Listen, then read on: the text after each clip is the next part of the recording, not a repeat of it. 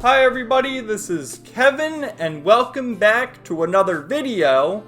And today, I would like to share my thoughts on Ys 2, Ancient Ys Vanished, the final chapter. Which I just find that title so funny because this game originally released all the way back in 1988. And now close to 40 years later, we have 10 numbered Ys titles, a bunch of remakes, remasters, spin-offs, even a few anime series. So I wonder if Falcom thought all the way back then, okay, we're going to tell this epic story about Adol Christin with Ys Book 1 and 2, and that's the final chapter. And then all these years later, it's regarded as really the grandfather of action RPGs. I just find that so funny. And man, again, I was pleasantly surprised by this game. Hopefully you checked out my review from last week about Ys 1, which I really enjoyed. And after finishing that game, recording my review, you better believe I had to dive right in and see how the story ended with Ys 2.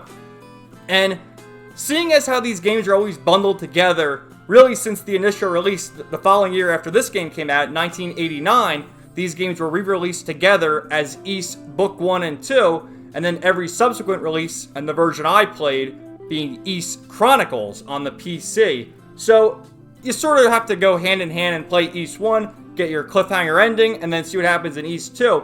But Ys 2 managed to improve some things from the first game, while also adding even more story and characters, and all sorts of fun stuff, which we'll get to in this video. So let me start with the combat. Now, I don't believe I even mentioned this in my review of the first game, but there was a level cap at level 10 in Ys 1, which you probably reached the level cap at the halfway point. So you can fight all the monsters in the world and you still don't gain levels. You get money so you can buy more equipment and stuff like that. But in Ys 2, I defeated the final boss at level 53. So I was thinking, okay, maybe the max level in Ys 2 is level 50, but the fact that I was level 53, maybe it's like level 99 or even level 100. And I just thought that was pretty cool. So you can essentially grind as much as you want, especially if you're playing on the harder difficulties, which again, I played this game on easy, just like I played the first game, because, I mean, I don't know what to expect. People are telling me, oh, the bump system's so convoluted and it's too challenging and this and that. What are you talking about, man? The bump system was great. The bump system is difficult to explain in a video through words, even by typing it out. The bump system is something you understand by playing, and you either like it or you don't like it, I guess. I love the bump system. But back to the combat, not only did the max level increase, but they gave Adol the ability to use magic in this game. And I think you get like 5 spells throughout your journey. Your main attacking spell is fire, of course, which is so fun to use, and actually some of the bosses are only defeated with fire. So there's that. There's one where you can teleport to all the villages and areas you've been in the game, which in the first game, you can buy an item called the Wing, and the Wing does appear in Ys 2 as well, but you also unlock the magic, so that's your way to backtrack if you don't want to go through all the maze-like dungeons. There's also a spell that stops time. That didn't work against any of the bosses, but if you wanted to defeat the regular enemies, fair enough. There's another one that turns you into a demon, into a Rue, and you can talk to the other demons, and you need that one spell to get past the guards in a certain instance. You can't kill the guards to get past them. You need to like talk to them in your demon form. So there's lots of fun stuff like that. There's even some Easter eggs and cameos from the first game, and they mention there's actually an item you have to find in Ys 2 called the Salsetta Flower. You gotta cure a young girl's illness with it. And I do know there's an Ys game that exists called Memories of Salsetta. So I wonder how that flower connects to, you know, the flower we saw in Ys 2 and Memories of Salsetta. Very, very interesting. But anyway, the first Ys game ended on a bit of a cliffhanger where we defeated Dark Fact, and Adol was surrounded by the 6 books of Ys. And then it just sort of ended. The screen flashed, and there was like a little anime cutscene to end things. And a really nice song with lyrics. And, well, Adol was transported to the floating city of Ancient Ys, which has long been forgotten. And he wakes up. It's kind of funny how he wakes up in bed. And all the characters, Adol, of course, is the silent protagonist. and all the characters are asking him questions, and Adol just nods. Adol says his name, and he does all these goofy things like that. And this is sort of the thing, I think, with every Ys game, where if he doesn't wake up shipwrecked or whatever, he has some sort of injury, and the townspeople nurse him back to health, and then he goes back out on his adventure and saves the world. So he does retain his memories from this game, from Ys 1 to Ys 2, because he brings up Dogi, which Dogi isn't in this game, aside from a little cameo at the end where he's celebrating, because he's back in Asteria, or whatever the place was called. But there's even more characters in Ys 2, and you get like these cute little illustrations of them. They have all these different expressions. Like there's Lilia giving Adol an apple. An apple a day. It keeps Dr. Flare away.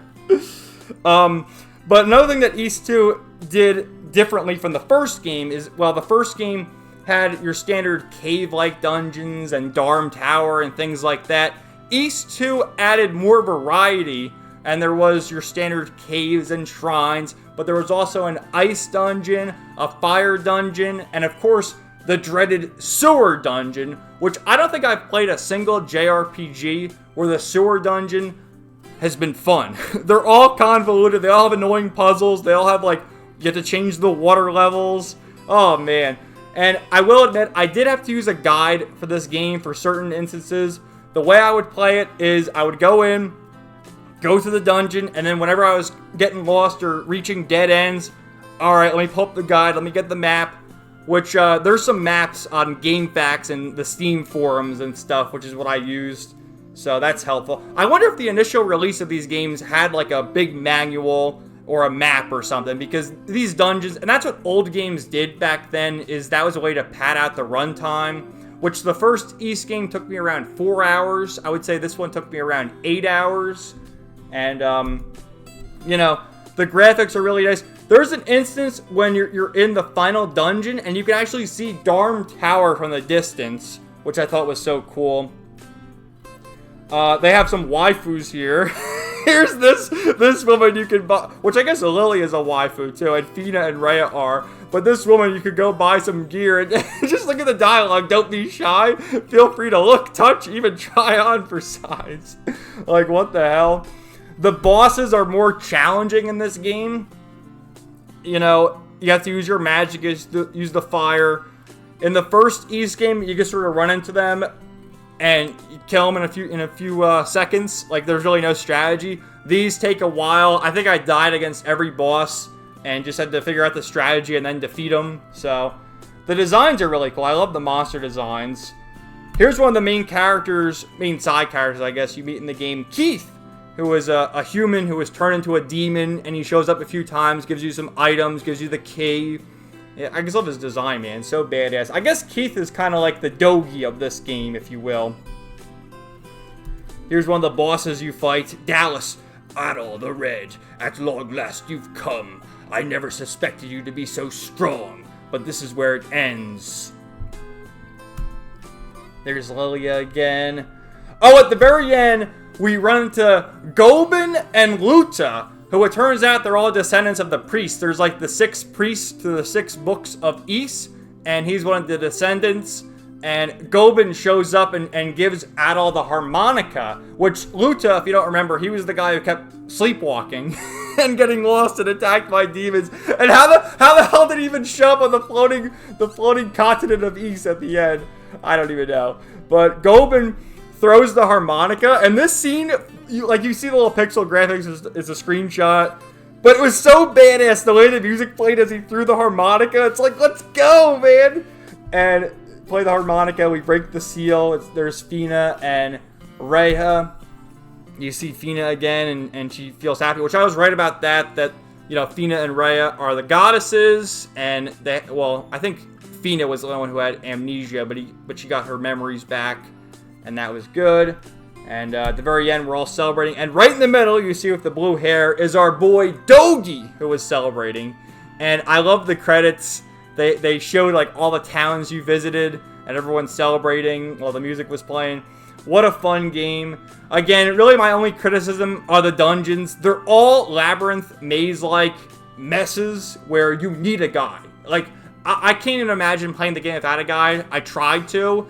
I made it, I don't know, probably halfway through each dungeon, and I'm like, what the hell do I do? Especially the final dungeon, because you have to backtrack so many times, and that one has the sewers in it. There's like 3 or 4 different areas in the final dungeon where one of them involves sewers. You gotta lower the water, and it's just like, what the hell's even going on? And so, but overall, I'm glad I played these games. These are like bucket list games that I wanted to play, and now I'm going through the entire Ys series.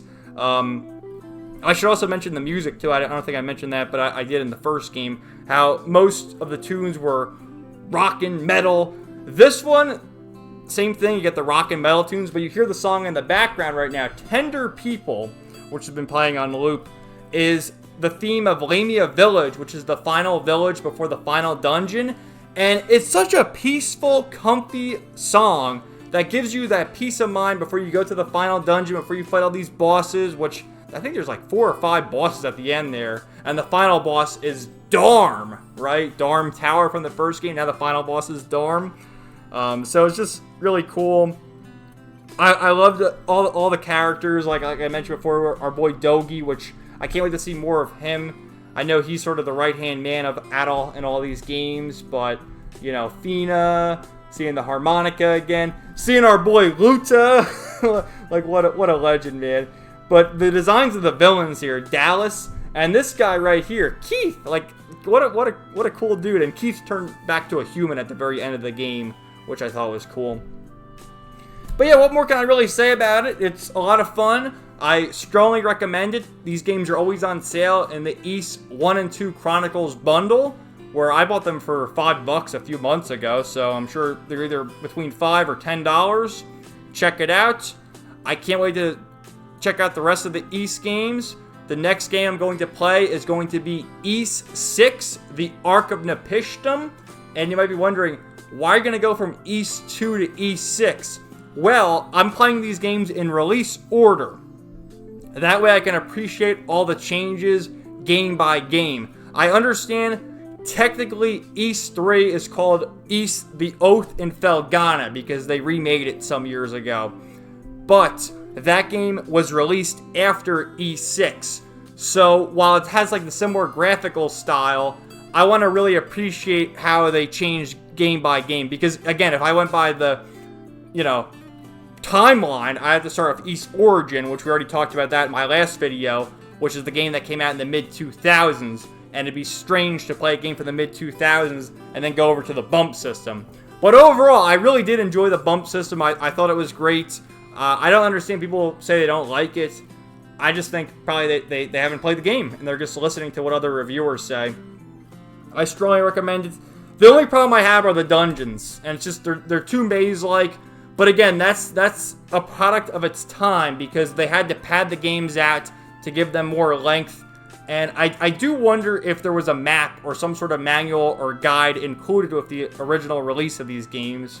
Otherwise, how'd you figure out where to go? Because in that final dungeon, man, you have to leave, go back to the town, talk to this guy, go back, get the item, go back, and it's crazy. But I did it. I'm happy I did. I know I said I played on easy. I'm going to keep playing on easy until I get to more of the later games. Then I'll move it up to normal and hard mode. But that's all I got for this video. Thank you guys so much for watching. Let me know your thoughts in the comments down below. And stay tuned for more videos coming soon. Everybody have a great day. And peace out. 99.